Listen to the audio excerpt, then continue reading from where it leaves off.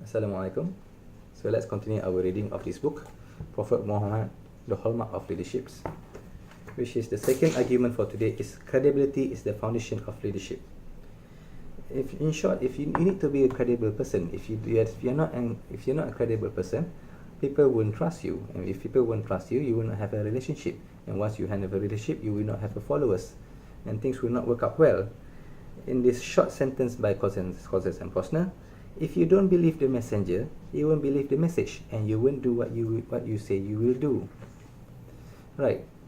Regarding Prophet Muhammad, the argument of why Prophet Muhammad is a credible person, you need to understand at that time, Mecca or Arabic people at that time, they were very untrustworthy. If I give you to keep around $10, I wouldn't get back $10. It's around $8 back. They wouldn't trust people that much. And only at the year of 25 years old, Muhammad's former boss, which is then his wife, Khadijah, entrusted her trade with Muhammad.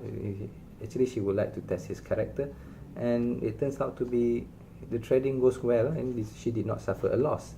And she even had a spies, just to spy on Muhammad.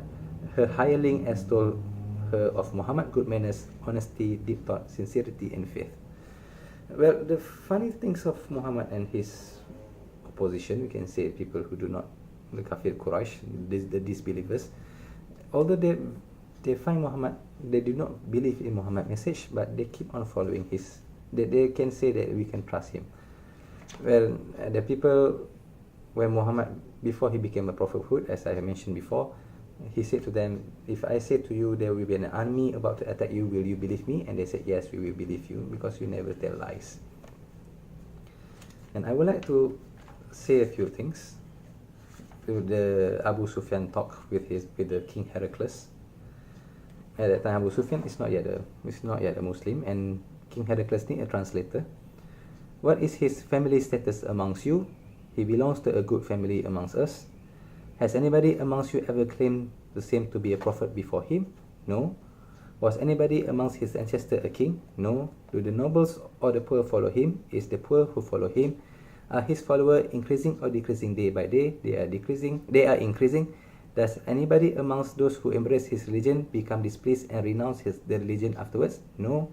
Have you ever accused him of telling lies before he became prophet? No. Does he break promises? No. We are at truce with him. Have you ever had a war with him? Yes. What was the outcome? Sometimes he was victorious, sometimes we. What does he order you to do? He tells us to worship Allah and Allah alone, and not to worship anything along with him, and to renounce all that our ancestors had said. He ordered us to pray and to speak the truth, to be just, to keep good relations with our kith and kin. At this time, King Heracles was a bit confused, because he thought Muhammad was a king before this, and he would like to take his kingdom back. And by tradition, it's normal for apostles only the poor to follow them. So he would not find this. He finds this to be. He follows the trend. If the nobles follow, it's always up to something. And then he think Muhammad is telling the truth as well. The story of King Heracles goes further on, but it's quite long. We are not going to cover. And the book covers on later that Prophet Muhammad never abused his authority. He's being fair when he has power. All right, a few tips from me and the authors as well. If you want to be a leader, you need to be a credible person, and these things goes walk the talk. Easy to say, very hard to apply. Can you actually do what you say you will do? I'll be honest, even I can't do all of them, of what I've said. I'm just a normal human being. So if you want to be a leader, that's the first thing that you need to do, walk the talk.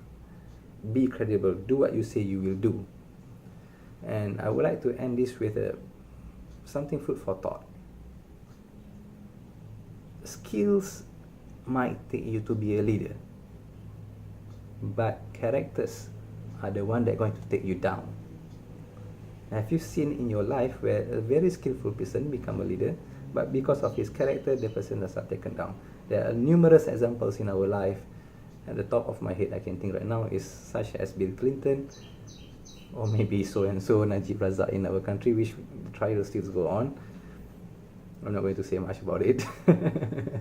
And you can have a look in your life, what is the person you can see who become the leader through because of his skills and was taken down because of the characters. So all in all, credibility is the foundation of leadership. Do what you say we will do, or the easiest thing I can say, walk the talk. Alright, that's all for today. Assalamualaikum warahmatullahi wabarakatuh. Maybe continue again tomorrow. That's all. Peace and out.